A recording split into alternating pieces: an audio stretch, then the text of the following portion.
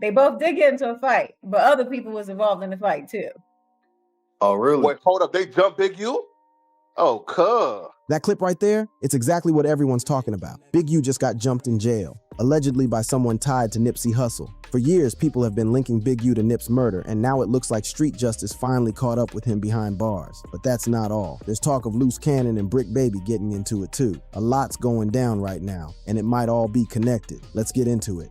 Welcome back to Fame Flux, where the truth behind fame gets exposed.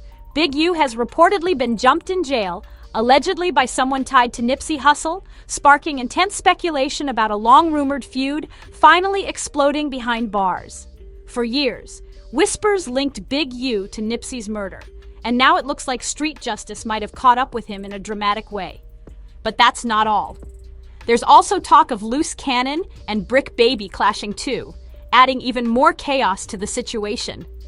Multiple sources suggest these incidents could be connected, signaling a major shakeup inside the facility. The jail yard showdown quickly turned into one of the wildest scenes reported from a federal lockup this year. According to insiders, Big U, Loose Cannon, and Brick Baby were recently involved in a full-on brawl in the federal jail yard. This wasn't a petty argument.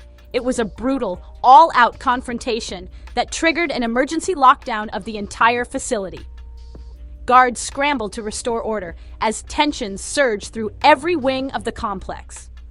For those who might not know, Eugene Big U Henley is one of Los Angeles' most influential and controversial figures. Was more of a other side against them situation. Oh, man. It was crazy. A former leader of the Rollins 60 neighborhood Crips, he later transitioned into the music industry as an executive and manager, most notably managing Nipsey Hussle early in his career. In March 2025, Big U was slammed with a 43-count federal indictment, accusing him of running a mafia-style enterprise with charges including murder, racketeering, extortion, and fraud. So he FaceTimed me and stuff like that. He was like, Nipsey just got killed. I'm like, sick, so I didn't hear that. So I hang up with him. I called Nipsey, and I'm like, Nipsey, what's up? He was like, oh, what's up with it? Nipsey answered. Nipsey answered. He answered the phone. Making this latest incident inside the jail feel like another explosive chapter in a saga already overflowing with scandal and danger. Federal prosecutors allege Big U was using his charity, Developing Options, as a front for serious criminal activity. A stunning twist for an organization once seen as a community lifeline. 30 minutes later, the homies blowing me up like they just killed Nipsey. Tremaine Loose Cannon Williams, a 30-year-old music producer and rapper from South Central Los Angeles, also sits at the center of this storm. He worked closely with Nipsey Hussle back in the day, producing tracks like Bringing California Back, and then stepping into the booth himself after Nipsey's 2019 murder. Loose Cannon ended up swept into the same federal RICO case as Big U in March 2025, another shocking chapter in an already tangled saga. Then there's Zahir Brick Baby Mitchell, a rapper and No Jumper podcast host, linked to the Rollins 60s. Growing up in the same Crenshaw and Slauson area as Nipsey, Brick Baby maintained ties to artists like Kid Ink and Casey Veggies, anchoring him deep in the scene's street and music connections. Unlike the other two, Brick Baby was locked up for being a felon in possession of a firearm rather than RICO charges. But he's incarcerated alongside them regardless. That's deep right there. I think the Fed set that up because they want them to all be friends or kumbaya. I don't know. I told them, I said, you better shut. I don't care if they fought with you or not. I don't care. Initially, when news of the jail fight surfaced, many assumed it was an internal feud between these three figures. But the real story is much wilder. According to a YouTube video breaking down the incident, the clash wasn't between these three at all. It was them against another group entirely. Despite their personal differences, Big U, Loose Cannon, and Brick Baby reportedly put everything aside to stand united in the yard, facing what appears to have been members of a rival gang in a brutal confrontation that left the entire facility on high alert. This twist is especially explosive because there's been intense tension between these three figures, particularly Loose Cannon and Big U. Loose Cannon previously made jaw-dropping allegations against Big U, claiming he had foreknowledge of Nipsey Hussle's murder before it even happened. The claims ignited a firestorm across podcasts, social media, and street circles alike. In a January 2024 interview on the No Jumper podcast, hosted by Adam22 and Whack 100, Loose Cannon dropped a bombshell. He alleged that Big U called him saying Nipsey had been killed before the murder actually occurred. According to Cannon, he then contacted Nipsey, who was still alive at the time, only to learn of Nipsey's death approximately 30 minutes later. This timeline led Cannon to suggest he might have been able to prevent the tragedy if Big U had been more forthcoming, implying Big U's possible complicity in Nipsey's death. "I probably could have stopped it," Cannon reportedly said, reflecting his belief that Big U's alleged foreknowledge could have changed everything. Cannon went even further, claiming Big U and Nipsey had a strained relationship, mentioning a physical altercation that resulted in Nipsey's brother, Black Sam, being arrested for discharging a firearm. According to Cannon, this incident was linked to a diss track Nipsey recorded about Big U, highlighting their deteriorating relationship and deep tensions. Big U didn't take these accusations lightly. He fired back by sending a cease and desist letter to No Jumper in March 2024, denying the claims and seeking to halt their spread, adding another shocking layer to an already volatile narrative that continues to unfold. Cannon's twin brother, Jermaine Williams, appeared on the Streets and Scholars podcast in 2024, flat out denying the alleged phone call from Big U ever occurred. He accused his brother of lying about multiple aspects of his life, including his marriage and music credits, casting major doubt on Loose Cannon's credibility and stirring even more controversy. Despite this bitter feud, when the jail yard moment arrived, Loose Cannon and Big U reportedly put their differences aside and stood together. A shocking twist that no one saw coming. This wasn't some quick scuffle either. It turned into an extended clash with ripple effects throughout the entire facility. According to the YouTube video breaking down the incident, the altercation began in the courtyard but continued even after participants were placed in solitary confinement. The whole in prison slang. That detail shows how deep the animosity ran between the two sides and how much tension had built up long before fists started flying.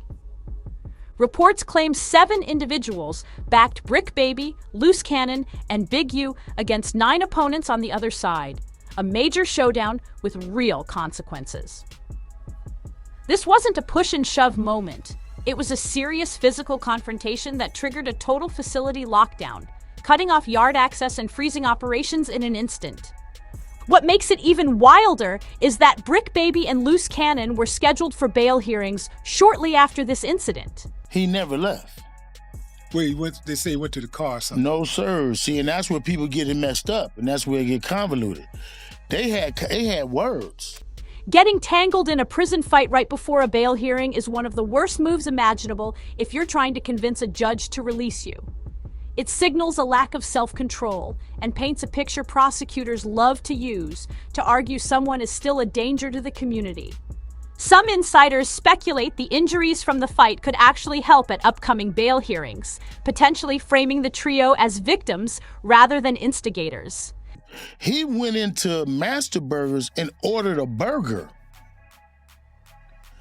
Ordered a burger after they had words, okay, and sat in there on camera, walking around, and you can see the derangeness in his head.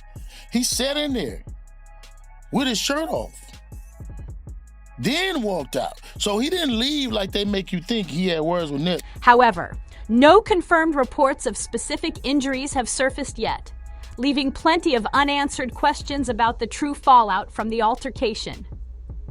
It's also important to separate the yard brawl from another conflict that reportedly unfolded between Loose Cannon and Brick Baby themselves.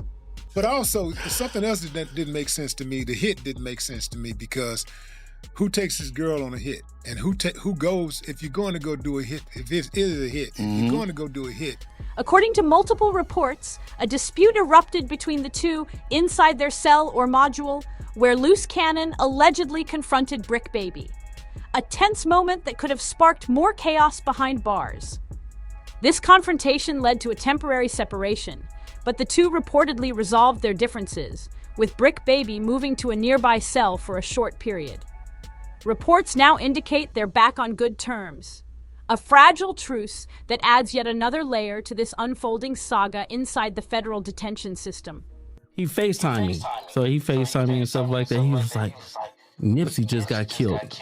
I'm like, 6-0. I didn't hear that. So I hang up with him. I called Nipsey and I'm like, Nipsey, what's up? He was like, oh, what's up with it? Nipsey answered. Nipsey answered. He answered the phone.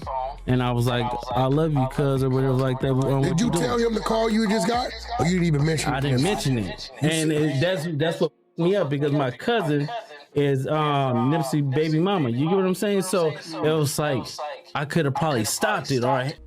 This entire situation underscores how complex jailhouse dynamics become when high-profile gang affiliates are involved. Despite serious allegations, Loose Cannon, Big U, and Brick Baby reportedly united against a common enemy. A dramatic demonstration of how gang ties and long-standing codes can override even the bitterest personal disputes inside these walls. The Rollins 60s Crips and Bloods have a decades-long history of conflict dating back to the 1970s, a rivalry marked by territorial disputes, control over drug markets, and gang pride.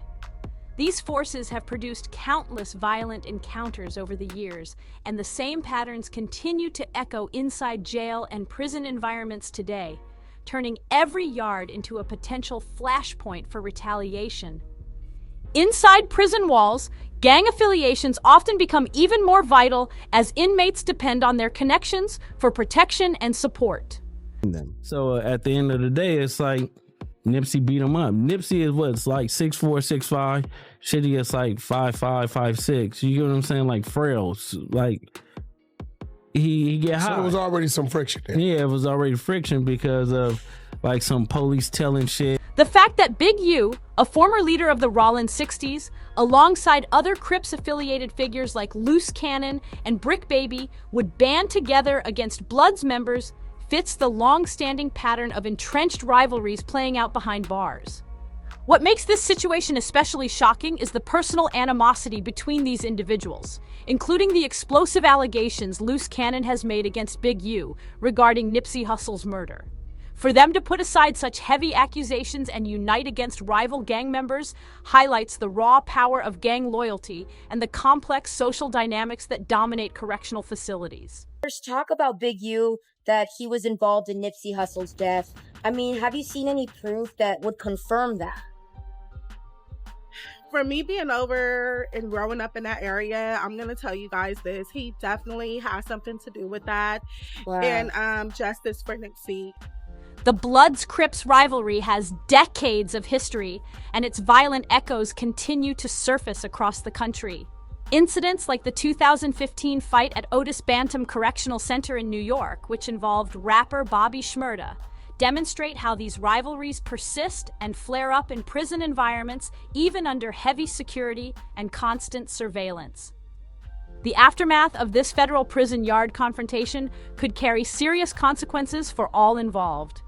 For Big U, already facing murder and racketeering charges, the brawl may simply add to the mountain of legal trouble weighing him down.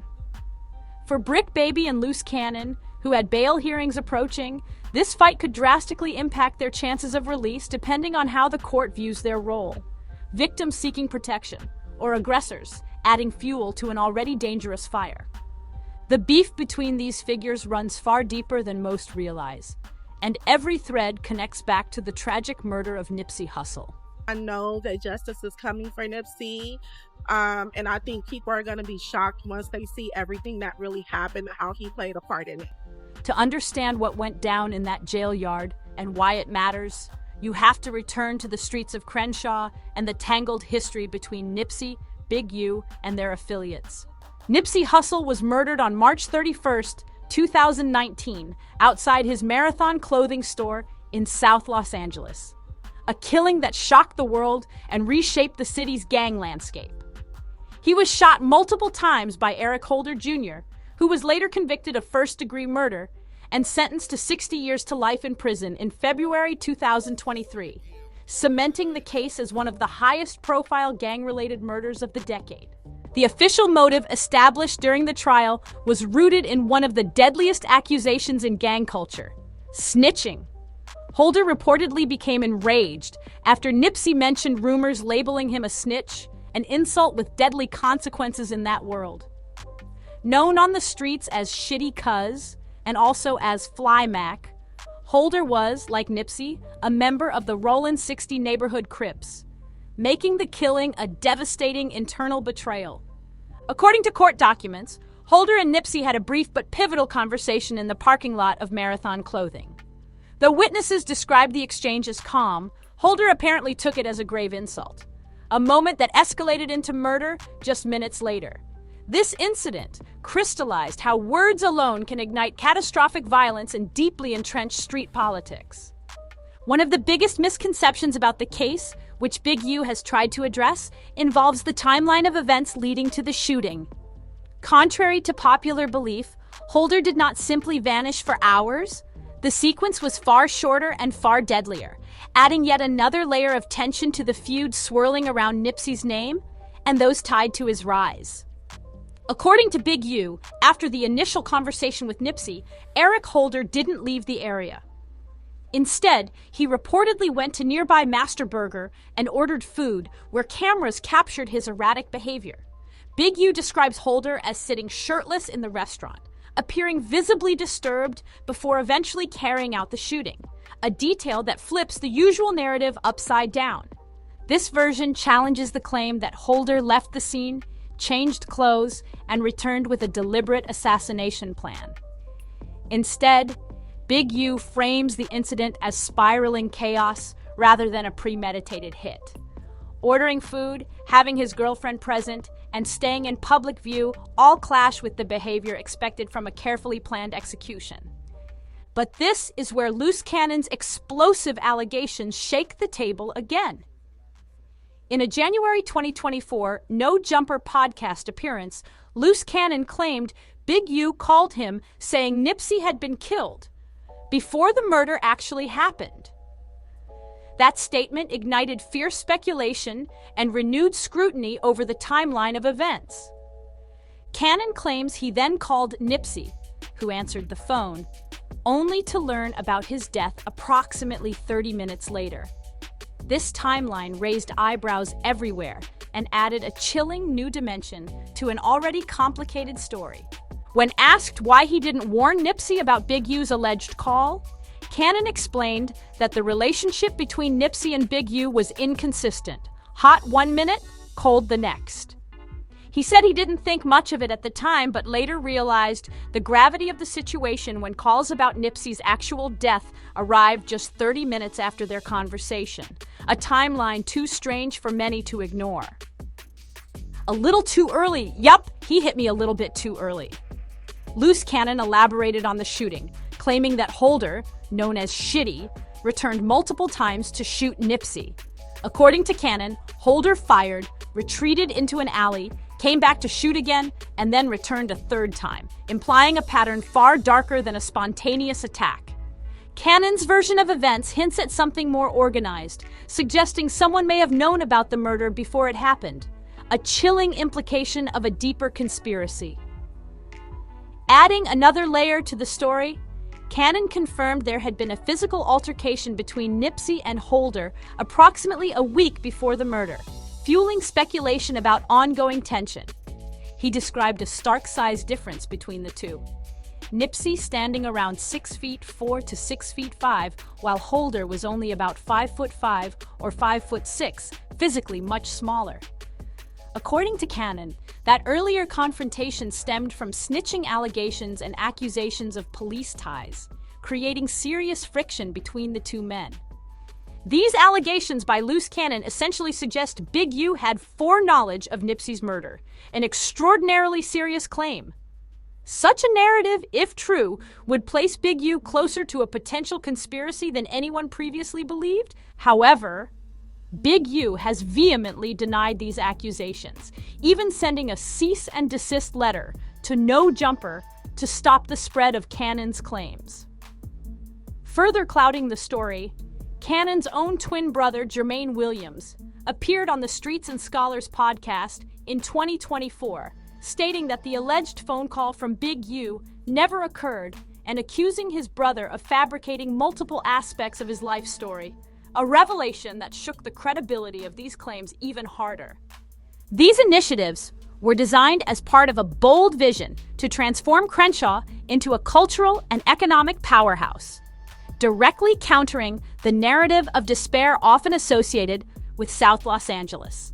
Following Nipsey's death, his family has carried on these efforts through the Neighborhood Nip Foundation and the Marathon Collective, keeping his mission of empowerment alive even as new controversies keep swirling around the circumstances of his murder. The jail fight between Big U, Loose Cannon, Brick Baby, and their rivals adds yet another shocking chapter to this ongoing saga of loyalty, betrayal, and community impact.